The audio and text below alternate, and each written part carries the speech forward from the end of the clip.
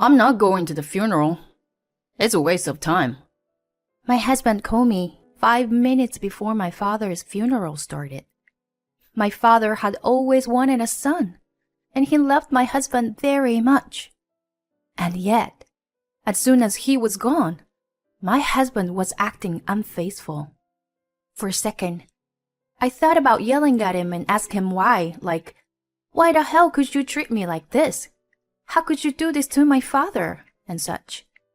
But I didn't, and told him instead, all right, that's fine with me.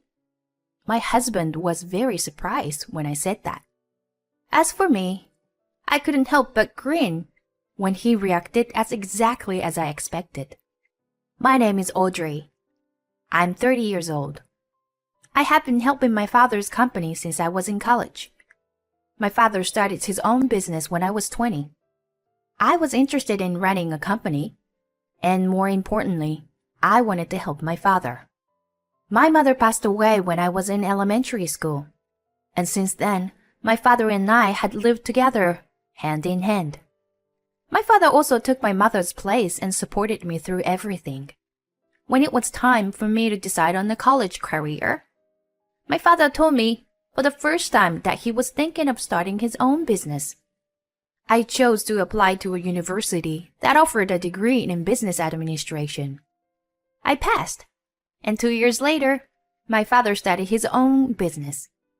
My college life was fulfilling, but I was more than happy to work with my father. Dad, you're finally getting things off the ground. It's all thanks to you, honey. Oh, thanks. But I just did what you told me to do. Yeah, you did.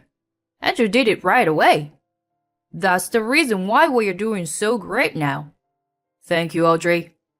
When I graduated from college, I got a job at my father's company to learn more from him. I was excited about the prospect of being a full-fledged employee.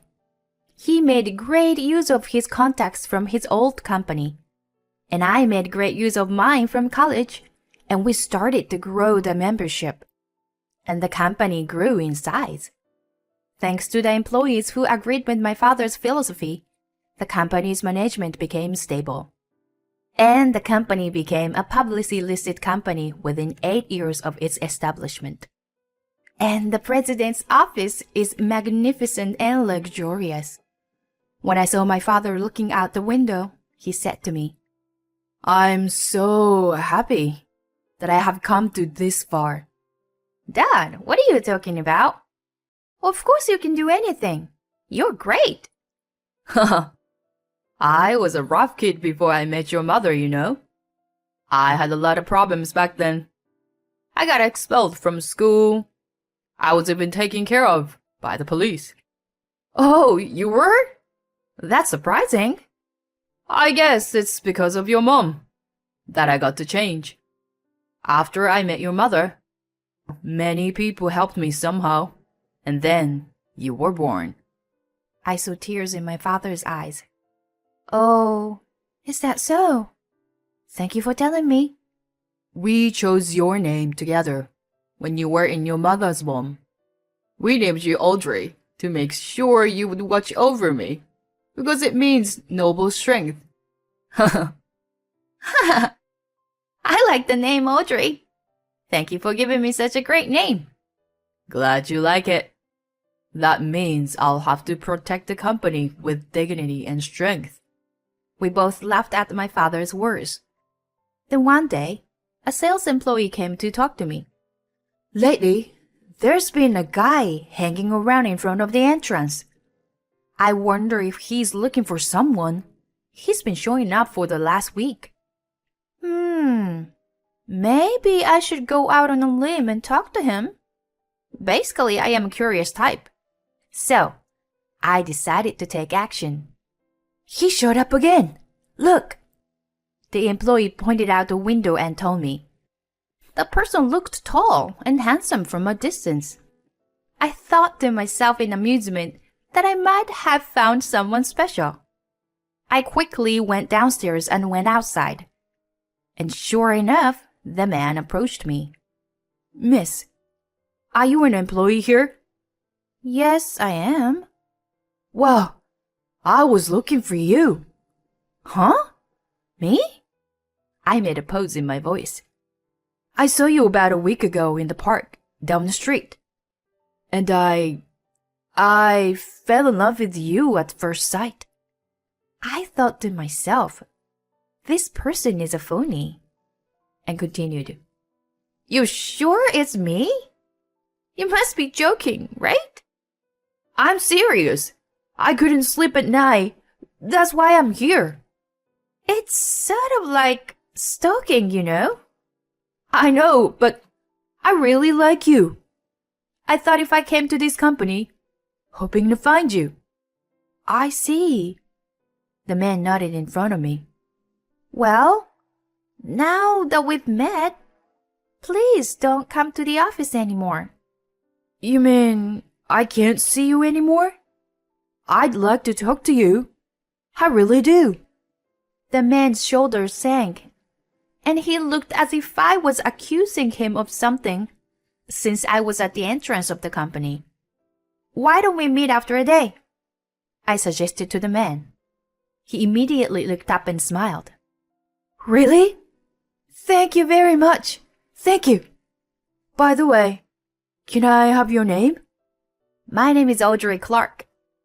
I'm Eli Tucker. Nice to meet you. Mr. Tucker, right? Tomorrow, at noon, we'll talk at that cafe. It's my lunch break. Is that all right with you, Mr. Tucker? I'll be happy to. I'll look forward to it tomorrow. Thank you very much for today. With that, the man quickly turned his back on me and left. I felt a little uncomfortable with that move, but I thought it was because of embarrassment. I had no way of knowing at this time that this encounter with Eli would be a turning point of my life. The next day, I went into the cafe I had promised. Thank you very much for your time today. I'm really happy to be able to talk to you like this. I'm on my lunch break right now. Oh, I'm just on my lunch break too. So, is your office near here? Yes, it is. It's a small family-owned business. What a coincidence. My company was started by my father and me. It doesn't look that way.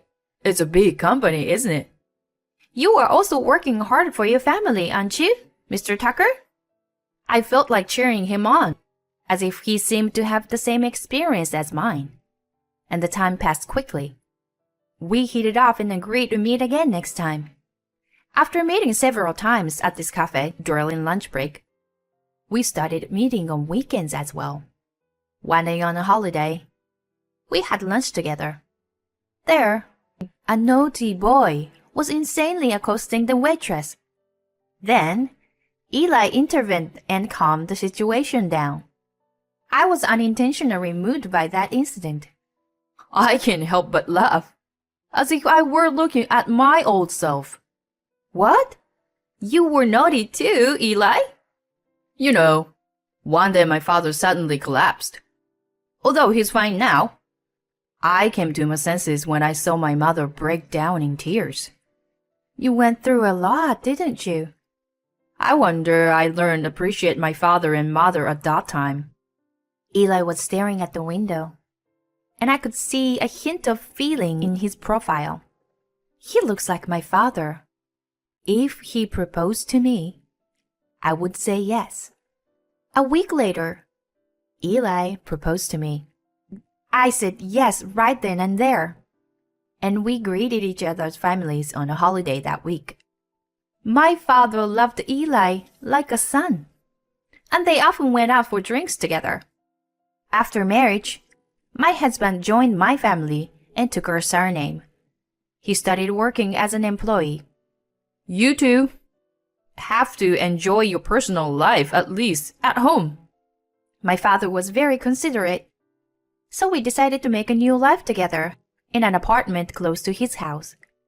When we went to visit my father's house, Eli and my father had a lively conversation about their youthful mischievousness over a drink. It was a pleasure for me to see them happy.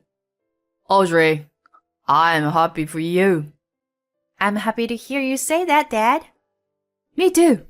I'm very happy. Just as I had believed that these days would continue, my father collapsed. After running some tests, the doctor gave him only 6 months to live. Since then, he's been in and out of the hospital. At work, I've been struggling to fill the void left by my father's absence. And of course, my husband worked together with me. My father was looking forward to this day with great anticipation, as it coincided with preparations for the company's 10th anniversary celebration. The night before, he called me home alone. Tomorrow is the day. Dad, it's been a long time. 10 years. Thank you. I'm leaving you and Eli to take care of the rest. What are you talking about, Dad? You're coming back to work. Honey, look, I'm not going to be around much longer. If something happens to me, I want Eli to take over the company as the president. I smiled and replied, Yes, sure. On the day of the 10th anniversary ceremony, my father's conversation with Eli brought tears to my eyes. Eli, I know it must have been hard for you to prepare. Thank you for helping Audrey. I heard that the employees are saying how much they admire you. Audrey also told me about you. No, I didn't do much. It was Audrey's help that got everyone moving. Don't be so modest. You're my son. I don't deserve it. I am just grateful to be a part of this company that you and Audrey have built up so far. I look forward to working with you, you know. Ladies and gentlemen, we will now begin the ceremony. With these words, I, the MC, proceed with the ceremony, wiping away tears. After the ceremony was over without incident, we decided to relax at my father's house that night. It's done without incident, didn't it? Yeah. I'm tired, but it was a good day, my father said as he closed his eyes. Well, I'll go make some tea. I went to the kitchen, and just as I was reaching for it, all of a sudden, I heard my husband's voice. Dad! Dad! I turned around to see my father lying on a sofa. Eli was shaking his body and yelling, but my father is not responding. Dad! Hey! Dad! I was shaking his shoulders and screaming too. But he never opened his eyes, and I couldn't tell if he was breathing or not. I immediately called his doctor and asked him to come home. But he had already passed away. I kept staring at his face, unable to immediately accept what was happening. Then I remembered my father's words, and I came back to myself. He had said, When I die, it will be in this house. I looked up and realized that my father's wish had come true. The funeral preparations proceeded in a flurry of activity. When I arrived at the location, my husband, who was supposed to be sitting next to me, was not there. I rushed to call him, but he didn't answer the phone. I couldn't believe my ears when my husband called me 5 minutes before the funeral. I can't make it to the funeral. I have to take care of some urgent business. Hey! What do you mean? He didn't even listen to a word I said, and the phone went dead. I went blank at his words. When I returned home after the funeral, the lights were already on. I couldn't help but wonder if he was here. And as I approached our home, then I heard a startling conversation. The boss passed away last night. Can you really handle it properly, son? I can't stand it when you and my brother keep making fun of me. I'll do it my way, okay? Don't worry. Well then, I'll be counting on you. It was Eli and my father-in-law, and father-in-law left the house right after that. Eli didn't see him leave. He seemed to slump his shoulders and nod his head. Then I pretended to be not aware of their conversation, went into the house. Why didn't you come to the funeral? I told you it was urgent. It was my father's funeral. He loved you so much. You know that. Oh, I know. He's being so good to me. I'm sorry. There is a gathering tomorrow at the company. Can you at least come to that? Can you? I can't. Sorry. What are you saying, Eli? I said I can't. I told you it's urgent. So it's a waste of time. Fine then. You don't have to come at all. I remembered the conversation between my husband and my father-in-law, and I couldn't help but say so. He seemed confused by my words. I don't care if he was confused or not. After my father passed away, I was running the business as acting president. Gradually, the company's profile began to decline, and the clientele began to change. And then, as if he had changed, Eli began to act and behave in his own way. I began to hear complaints from employees on a daily basis. Our life as a couple began to diverge more and more as well. I was even confused as to which one was the real person anymore. Anyway, as acting president, I was focusing my efforts on refining the company's management. In the midst of all this, I received a report from a sales employee that there seemed to be a leak of information about the company. Our customers were going to Tucker Corporation. That's my husband's family's company. What's going on? I thought about the conversation between my husband and his father. The suspicion toward my husband aroused. That night, my suspicions became true. When I came home, my husband had come home before me, which was unusual, and there was a visitor. The visitor was my father-in-law. They were talking on the balcony and didn't seem to notice that I had come home. Good job, son. Our company's going through the roof now. I'll be useful too, you know. I didn't know you would sneak into the company and get information for me. Now you and my brother will see me for the man I really am. After all, it was my husband who betrayed me. What are you guys talking about? They were so flustered by my sudden appearance that my father-in-law left quickly. The remaining husband immediately got down on his knees in front of me and started crying and telling me everything that had happened. I wanted to make my father and brother look up to me. They were always making fun of me for my bad behavior and bad grades, you know? That's why I had to leak the information. Is that why you met me? In the beginning, yes. But I really enjoyed being with you, and I wanted to be a part of your family. Then why did you do that? I'm sorry. My dad's orders were getting worse, now that your father is gone. And I didn't want to make a fool of again. I was just stunned to see him keep apologizing like that. My father thought that you were the next president of the company, you know. He adored you and recognized your hard work. He even said he would retire and leave the company to you and me. And you're the president. What? Oh no. I'm such an idiot. I know. I was going to tell you when the time was right. But you've changed since my father died. And I haven't been able to tell you. I'm sorry. I really want to make it up to you. It's all up to you, you know. Okay. I'm going to the police and I'll tell them everything. His face was as dignified as before. When he went to the police and told them the whole story, the police came to Tucker's corporation and his brother's company, and they charged them with a crime.